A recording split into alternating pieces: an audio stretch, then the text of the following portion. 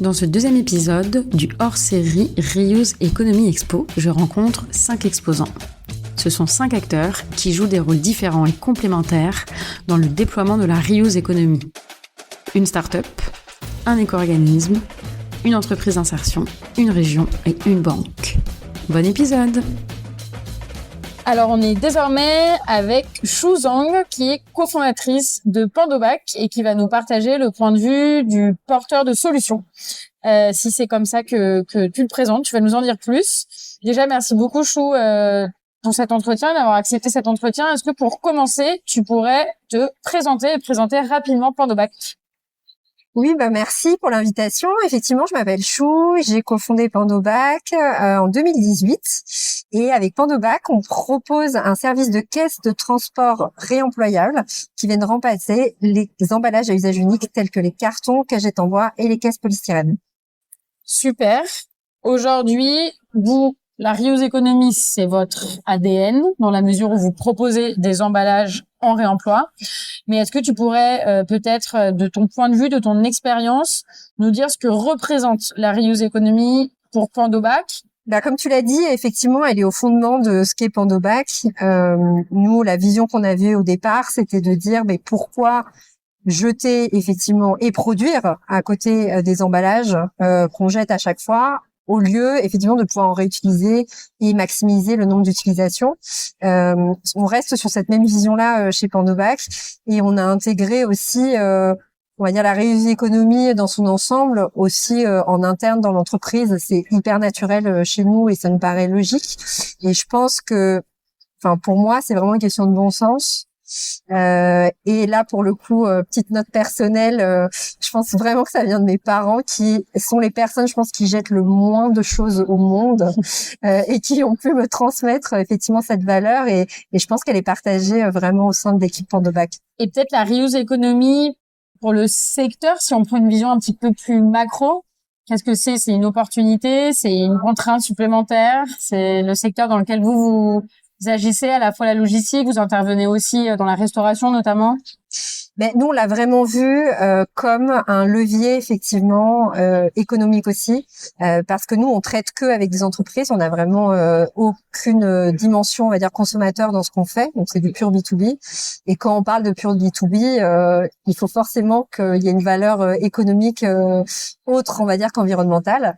Et donc, nous, ce qu'on met en avant et ce qu'on pense vraiment que peut apporter la Reuse Economy, c'est des gains, c'est de la circularité qui apporte justement moins de production d'objets à usage unique ou en tout cas à courte durée de vie et qui, in fine, effectivement, et crée de l'emploi parce qu'il y a des nouveaux emplois qui peuvent se créer liés à ces métiers du réemploi et apporter de la valeur aux différentes parties prenantes de la chaîne de valeur. Ok.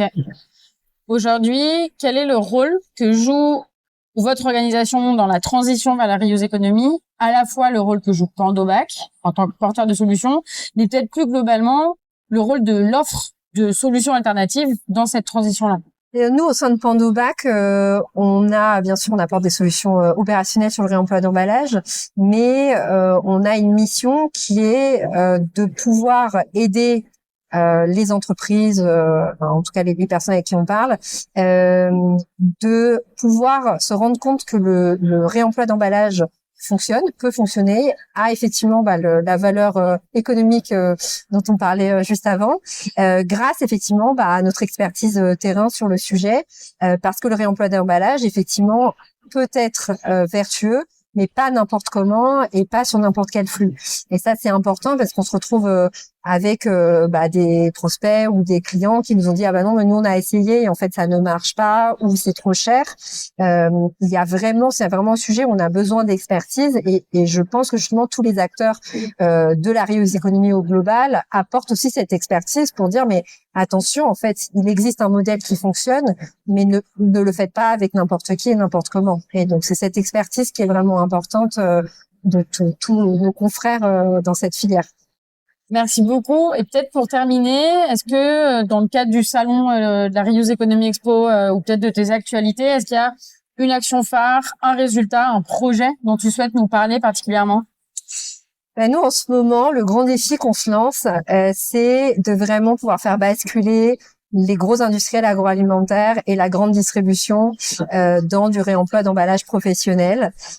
Donc c'est effectivement un gros chantier et ça fait quand même je dirais 1 an et demi qu'on a vraiment démarré à aller les voir, à les sensibiliser sur le sujet.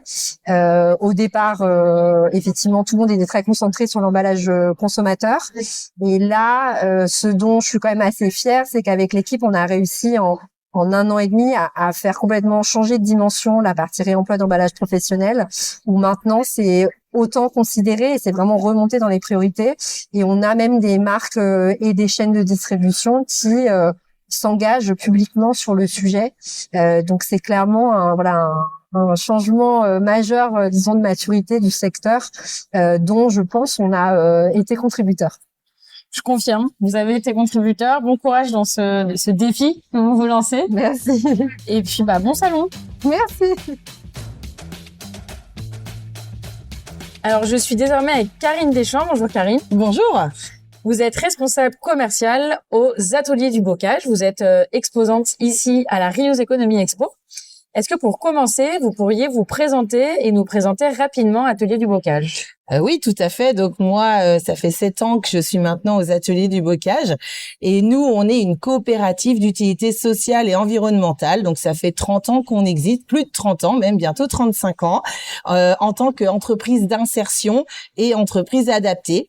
Voilà un petit peu. Ce qui veut dire que notre activité ne se limite pas à reconditionner ou valoriser des équipements.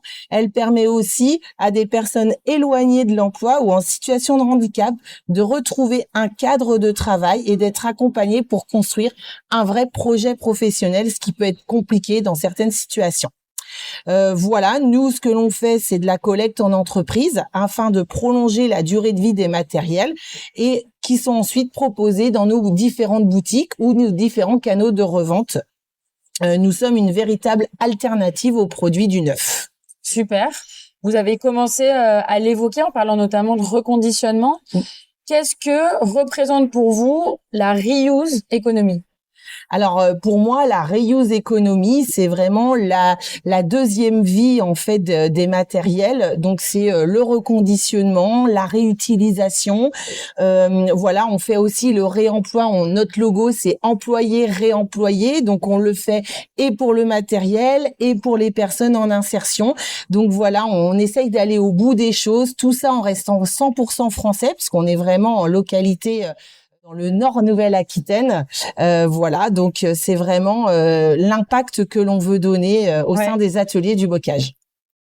Et quel est donc le rôle ? Vous l'avez un petit peu évoqué, il y a un enjeu d'emploi, un enjeu de réemploi. Est-ce que vous voulez revenir sur le rôle précis que jouent les ateliers du bocage dans la transition vers la Reuse Economy Expo, surtout avec l'historique que vous avez depuis plus de 30 ans ?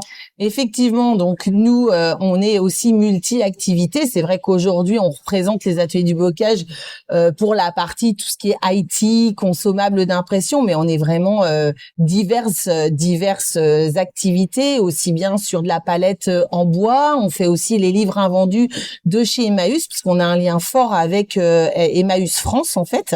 On fait aussi de l'entretien d'espaces verts et aujourd'hui on est apporteur de solutions pour les professionnels pour la gestion justement des EE aussi, tous les équipements électriques et électroniques.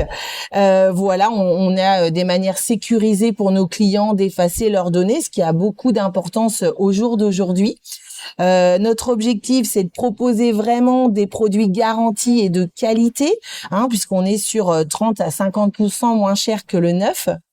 Voilà, nous jouons aussi un rôle de sensibilisation. On aime partager notre expérience. C'est vrai que c'est quelque chose qui est fort aux ateliers du bocage. On aime faire venir nos clients, nos partenaires. Le réemploi, ce n'est plus une alternative marginale. On est vraiment sur une solution fiable et performante.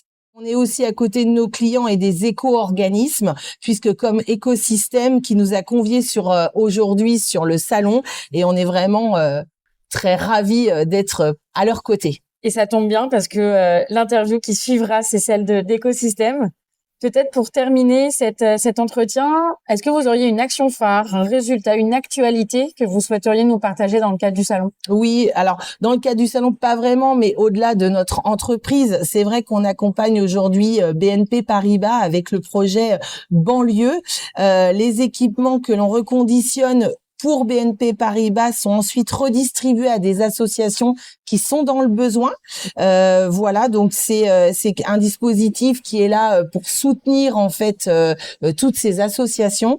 On soutient leur mission et c'est un super projet qui connaît aujourd'hui, c'est vrai, des difficultés, mais voilà, on est content de les accompagner. Excellent. Bah merci beaucoup Karine. Merci à vous en tout cas. Merci. Alors, je suis désormais avec Laure Maurice. Bonjour Laure. Bonjour Justine. Laure, vous êtes responsable des activités réemploi chez Écosystème. Oui. Est-ce que pour commencer, vous pourriez vous présenter et nous présenter en quelques mots Écosystème? Oui, donc Laure, ça fait 14 ans maintenant que je travaille pour Écosystème et je m'occupe de coordonner toutes les activités de réemploi chez Écosystème. Alors, qui est Écosystème? Écosystème, c'est un éco-organisme, c'est-à-dire une société à but non lucratif, agréée par les pouvoirs publics pour une mission d'intérêt général. En l'occurrence, notre mission, c'est la collecte, le réemploi, la réparation et le recyclage des équipements électriques et électroniques en fin de vie, mais également des batteries, tout type de batteries portables, mais également batteries industrielles et batteries qu'on trouve notamment dans les véhicules électriques. Excellent. Est-ce que vous pourriez nous dire avec vos mots ce que représente la reuse economy pour un éco-organisme comme Écosystème? Alors, Écosystème est profondément engagé dans la reuse economy et en particulier dans le réemploi, puisque c'est notre mission d'allonger la durée de vie des équipements. Donc, on a historiquement, alors ça fait 20 ans que Écosystème a été créé, en fait, nos 20 ans cette année, et historiquement, Écosystème travaillait déjà sur le réemploi avec des partenaires historiques comme Envie ou le réseau Emmaüs, et donc on les soutenait déjà financièrement et on leur donnait accès à du gisement. Suite à la loi AGEC, en 2020, on a commencé à introduire, la loi AGEC a introduit des nouvelles obligations pour les éco-organismes, notamment des objectifs de réemploi, et donc là, et des objectifs de réparation. Et donc, on a commencé à accélérer nos travaux et le développement de l'allongement de la durée de vie des équipements, à la fois sur le volet réparation, sur le volet réemploi, et sur le volet, bien sûr, recyclage, sur lequel on travaillait déjà. Alors, qu'est-ce que c'est que la reuse economy et en quoi c'est important pour nous? C'est que on développe un réseau d'acteurs du réemploi avec qui on travaille et qu'on accompagne pour développer ensemble le réemploi. Et pour nous, la reuse economy, c'est tout cet écosystème, toutes ces collaborations qu'on mène avec ces acteurs et tous ces projets collaboratifs qu'on travaille entre acteurs. On travaille notamment, on essaye de faire rencontrer les différents acteurs du réemploi entre eux, mais également des acteurs de l'ESS avec des fabricants qui ont travaillé sur des projets collaboratifs. Et je pense que la puissance de la reuse economy, c'est la collaboration. Et c'est la collaboration. Un mot qu'on aime beaucoup chez Circulab et à la Reuse Economy Expo. Peut-être pour continuer, vous en avez un petit peu parlé en introduction. Quel rôle joue précisément Écosystème dans la transition vers la reuse economy et est-ce que ce rôle depuis 20 ans a évolué et comment? Oui.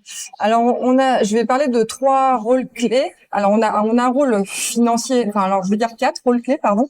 On a déjà un rôle de soutien financier pour accompagner les acteurs du réemploi à développer le réemploi en quantité et en qualité, et notamment on a eu l'obligation de mettre en place un fonds réemploi réutilisation qui représente 5% des éco-participations de la filière et qui doit accompagner financièrement les acteurs du réemploi.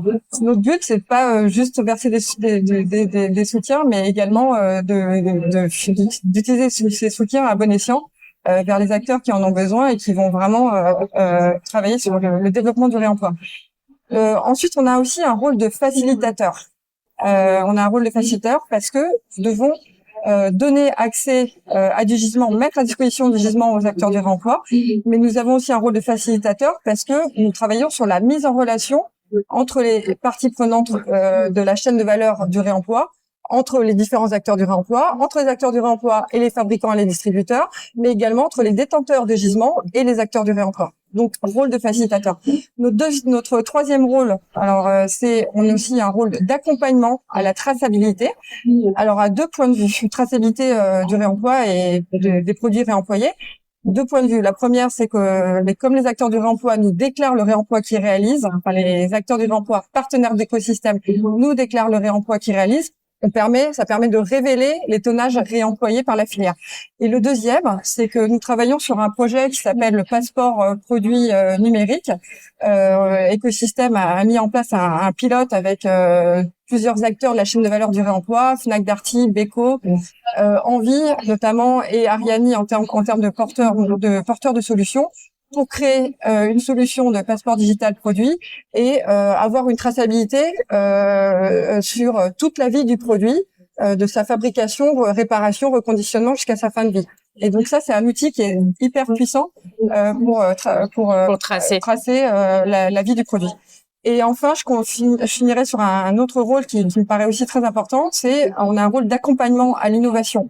Donc tous les ans, on lance des appels à projets sur le réemploi et qui est à destination des acteurs du réemploi, principalement ESS, mais également des projets collaboratifs entre ESS et fabricants ou entre ESS et acteurs marchands pour essayer de créer ou développer des nouvelles filières de réemploi qui sont balbutiantes ou émergentes.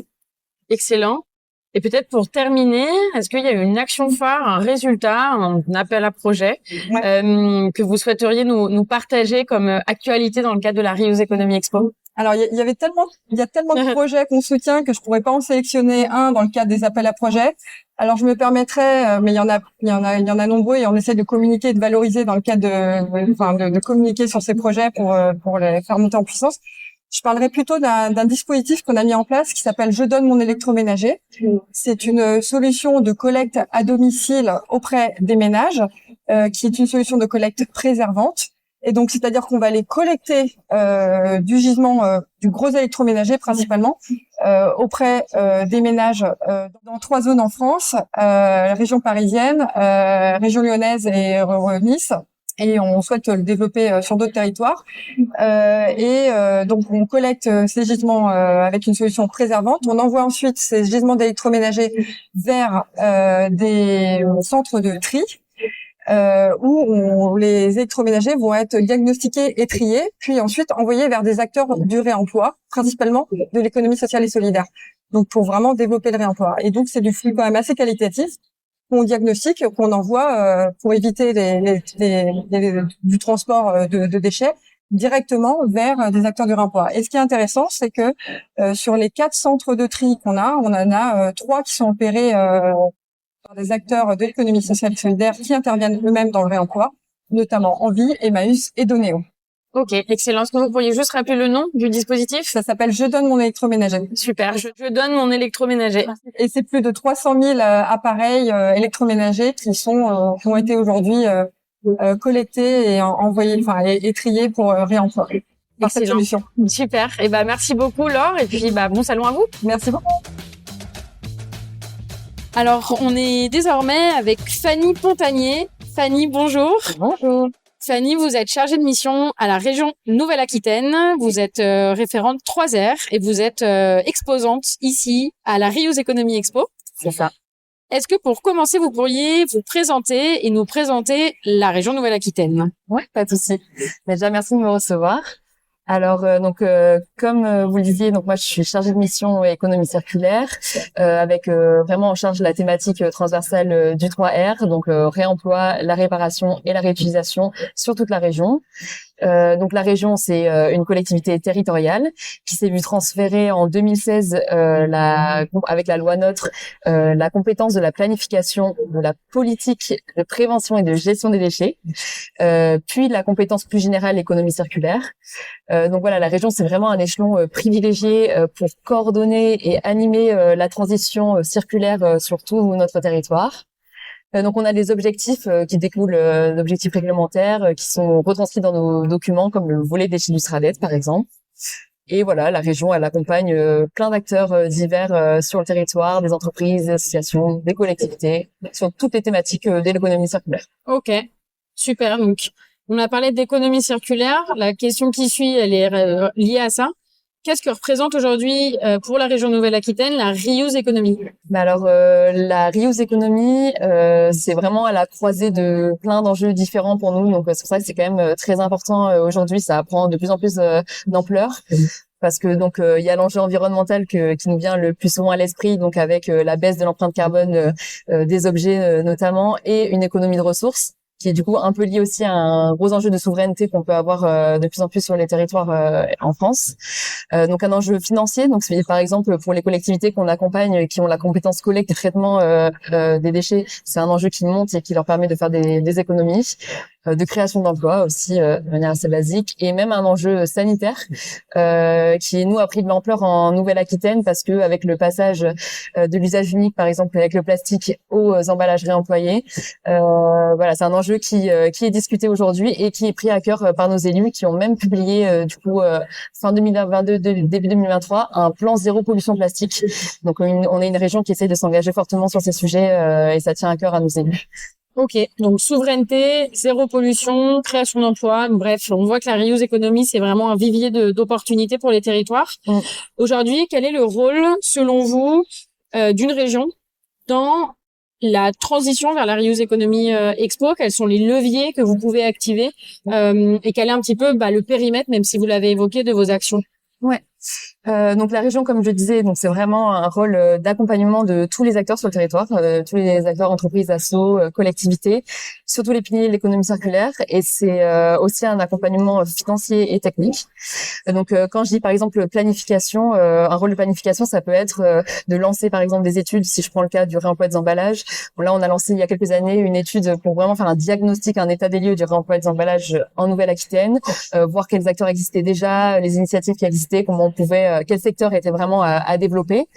Ensuite, surtout ce qui est partie un peu animation, coordination. Donc là, nous, on organise des groupes de travail avec les divers acteurs. On vulgarise les textes de loi. On diffuse des AMI, par exemple, des éco-organismes, pardon. Donc, on partage des retours d'expérience pour vraiment inciter tous les acteurs à prendre en main ces sujets et à les dupliquer sur leur territoire. Et ensuite, bien sûr, l'accompagnement plus classique d'une région qui peut être un accompagnement technique et financier avec du financement. Donc, par exemple, sur le réemploi, toujours des emballages, si je continue le fil rouge, les centres de lavage, les offreurs de solutions, etc. Mais sur plein d'autres sujets de l'économie circulaire, on essaie de faire un maillage de plateformes de réemploi du BTP sur le territoire. On a un super projet, le projet Lycos aussi, qui est un premier village du réemploi solidaire à l'échelle métropolitaine à Bordeaux, qui va ouvrir en 2027. Donc voilà, sur un peu toutes ces thématiques, on accompagne tous les acteurs. Ok. Et peut-être pour terminer, même s'il y a déjà beaucoup d'actions dont vous avez parlé, que ce soit dans le cadre du salon ou plus globalement l'actualité du moment, quelle serait l'action phare ou le résultat duquel vous souhaitez nous parler pour terminer cette interview? Alors, c'est difficile de faire un choix, mais on a un projet qu'on affectionne particulièrement, qui est le projet Bilboco. C'est le projet d'une association du territoire qui est située dans le département 64, donc les Pyrénées-Atlantiques et un peu sud des Landes. Donc, qui est une association en fait qu'on accompagne depuis plusieurs années à la région et qui a vocation à créer une boucle logistique de réemploi des contenants sur le territoire, donc et qui sont en contact vraiment quotidien avec les entreprises agro, des petits producteurs, des agriculteurs du territoire. Donc ils ont lancé cette boucle avec différentes enseignes de grande distribution, donc par exemple le Carrefour, Leclerc, avec une mise en place de consignes dans les magasins. Ils opèrent ensuite après la collecte, le tri, le lavage et la remise en circuit de ces contenants. Donc voilà, ça fait un peu plus de 2 ans que l'association a lancé cette boucle et il y a déjà des dizaines de milliers de contenants qui ont été réemployés. Donc on est super fiers de ce projet et en fait ça nous tient aussi à cœur à la région parce que c'est un projet exemplaire et donc du coup on essaie de le diffuser à d'autres collectivités sur le territoire pour qu'ils puissent dupliquer un peu ce modèle en attendant que l'opération Reuse de Citeo qui ne touche pas encore notre territoire soit déployée dans les années à venir. Super. Eh ben, merci beaucoup, Fanny. Je vous engage à suivre eh bien les actualités de la région Nouvelle-Aquitaine, notamment sur les enjeux de 3R et d'économie circulaire. Et puis, bonne Reuse Economy Expo. Merci. Je suis désormais avec Julien Lecouturier. Bonjour, Julien. Bonjour. Julien, vous êtes conseiller grand compte en charge notamment de l'économie circulaire à la NEF. Tout à fait. Et vous êtes exposant donc à la Reuse Economy Expo. Oui. Est-ce que pour commencer, vous pourriez vous présenter et nous présenter la NEF?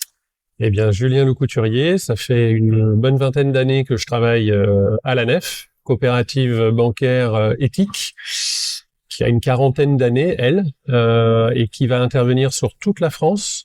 Coopérative bancaire qui va s'intéresser à créer un circuit court de l'argent entre des épargnants, sociétaires épargnants d'un côté, et bien des entreprises, des associations et des collectivités locales qui ont des besoins à financer.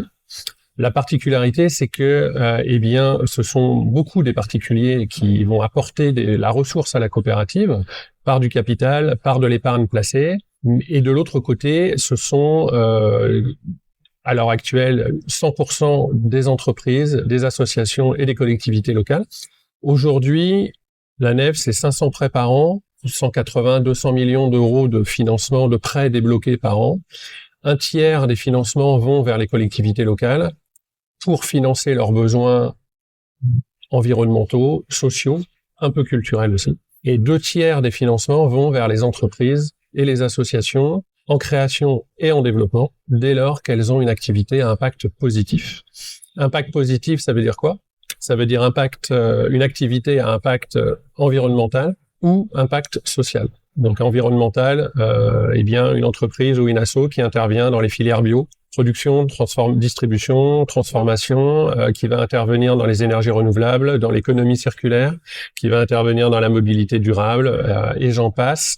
Et dans l'impact social, les structures plutôt du handicap, du médico-social, de l'insertion par l'activité économique, protection de l'enfance, petite enfance, voilà, les grandes lignes. Super. Et aujourd'hui, vous avez commencé à parler d'économie circulaire. Ouais. Que représente la reuse economy et ou l'économie circulaire pour la Nef? À date, l'économie circulaire, c'est un secteur que l'on souhaite développer. C'est un secteur sur lequel on est déjà présent depuis déjà pas mal d'années, mais aujourd'hui, on a fait le constat que on souhaite être présent sur ce secteur, mais dans les faits, on l'est peu. On a une 60aine de clients, tous des offreurs de solutions, qui interviennent à 100% dans le réemploi ou la réparation, l'éco-design et autres. L'éco-conception, ouais. Dans l'éco-conception, exactement. Mais rien dans le recyclage et aujourd'hui 100% d'offreurs de solutions et pas du tout d'entreprises, je dirais, en transition, qui ont une activité un peu neutre pour nous, mais qui ont une politique, une stratégie éco-circulaire affirmée. Très bien. Et quel rôle joue la Nef, mais également les acteurs bancaires dans cette reuse economy? Eh bien, le financement. Ouais. Donc le financement pour répondre aux besoins que les structures peuvent avoir, soit dans leur développement, leurs investissements et dans leur exploitation. Mais on peut aussi participer, ce qui n'est pas toujours évident, à inventer ou essayer d'inventer d'autres manières de financer. Par exemple, j'ai un exemple très précis en tête qui est aujourd'hui le crédit bail.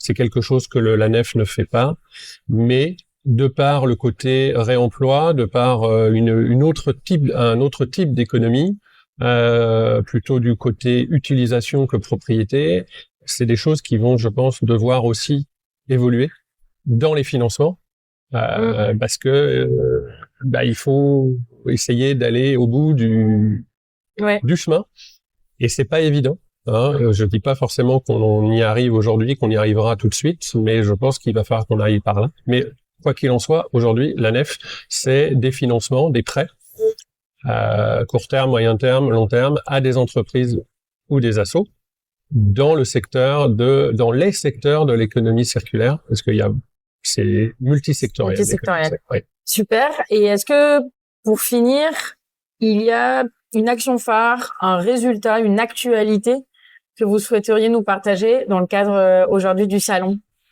Alors, très récemment, la Nef est devenue membre du réseau Aircube, présent sur le salon. Absolument. Va devenir prochainement membre du club circulaire, qui est présent sur le salon. Ouais. Donc ça, c'est les actus très fraîches avec lesquelles justement, eh bien, on essaye d'être présent, donc de participer à leurs événements, et puis d'essayer aussi de relayer des infos sur la nef. Donc ça fait partie, je dirais, de la stratégie de la nef d'être beaucoup plus présente dans les secteurs de l'économie circulaire, en tous les cas en termes de financement, de manière à amplifier le mouvement, amplifier les encours et amplifier le nombre de clients dans ces secteurs-là. Excellent. Et merci beaucoup, Julien. Merci à vous. Merci d'avoir écouté ce 2e épisode du hors-série Reuse Economy Expo. Dans le 3e et dernier épisode, ma collègue Sarah pose le micro au village EC 2027. D'ici là, n'hésitez pas à écouter nos conversations dans Radio Circulab ou à écouter la lettre de Joséphine pour continuer à vous inspirer et à agir.